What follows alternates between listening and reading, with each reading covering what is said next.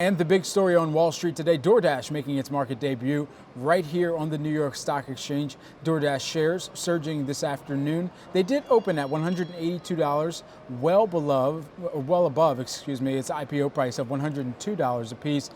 Joining us now is Ross Gerber, co-founder, president, and CEO of Gerber Kawasaki Wealth and Investment Management. Ross, good to have you here with us today. I got to know, from your perspective, what is driving the appetite for DoorDash out of the gate here today?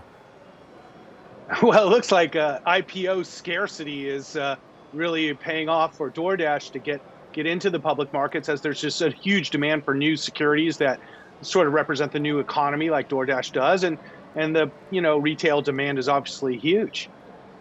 And so, with DoorDash getting out the door today, setting up for a few more names that we're going to be watching for. We think about Airbnb and some of the names that have even already come into the public markets over the course of 2020. Why is this environment so lush for them, if you will? Well, it confounds me, the amount of desire to invest in the stock market right now.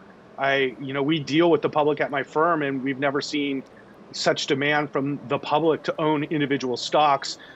Very much like the 90s when I started my career. So obviously we're very excited about that. And what it really is, I kind of look at DoorDash as kind of like a not so tasty appetizer to the much better, main courses coming this week with Airbnb and Roblox, which, are both exciting companies. And that's what I think people want. We're tired of the discussing Apple and discussing FANGs and what's next for Google. These are well-mature companies with little opportunity, and people are looking for the future, and they're saying, hey, look, there's opportunities in these new companies that are doing great things and reinventing industries like Airbnb, and people want a piece of those, whether they turn out to be profitable or whether these valuations make sense. That hasn't worked itself out yet, but conceptually, people want in on new economy stocks. Certainly. These are the companies, the disruptors that we've been covering for years, some of them as much as a decade, but the growth has been astounding. You mentioned Airbnb, so let's go there.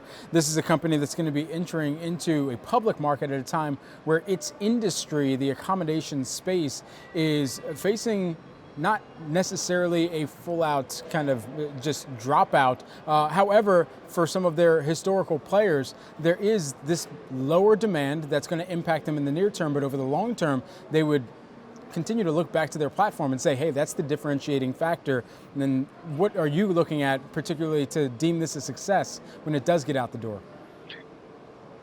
So Airbnb's business model has proven that the hosts actually take a lot of the risk in the business model.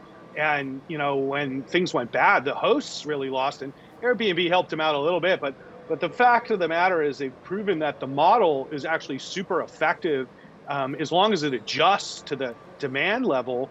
And they did that by obviously laying off a lot of people. But essentially, if you're a host and you rent your house out and then all of a sudden there's a problem, it's really your problem. And so Airbnb is really a great example of a platform company that really benefits from the commerce on its platform without taking a lot of the risk that actually is on the platform. So I don't think lodging is such a great industry over the next, short-term period of time, and maybe medium term as far as hotels and Airbnb stays. But, the way they do things, it's incredibly profitable. And I think a lot of younger people just use the platform because that's what they do now. And then additionally here, we got to talk about Robinhood. Robinhood has reportedly picked Goldman Sachs to lead its IPO as well, a trading platform that's seen a lot of new interest come into the realm on their platform. What does that indicate about the market prospects?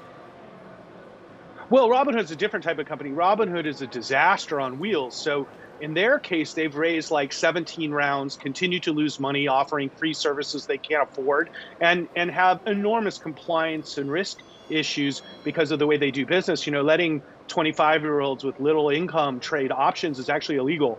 So, the fact that they've allowed so many young people to put themselves at enormous financial risk that's unsuitable is ridiculous. And they have been fined, and they've even had a customer kill themselves, which in 27 years of my career, I've never seen. So, I think Robinhood's trying to go public and capitalize so that their venture capitalist investors can cash out while the going's good. So they're going to rush this thing into the market and hopefully get the cash out. And I think that's what investors have to be really concerned about.